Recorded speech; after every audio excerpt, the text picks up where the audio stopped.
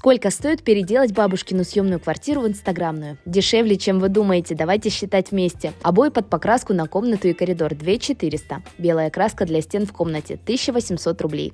Клей, валики, ножики и прочие подручные штучки 2500. Вот это вот хреновина аж 600 рублей. Шторы и тюль 3500. Моя отдельная любовь, этот ковер 3700 рублей. Тумба 1400, плед 700 рублей. Отдельное место в моем сердечке получил коридор. Я прям кайфую от сочетания дерева и темно-зеленого цвета. Клей для уже купленных обоев и краска обошлись в 1200 рублей. В итоге на все мы потратили 1 неделю и 17 800 рублей.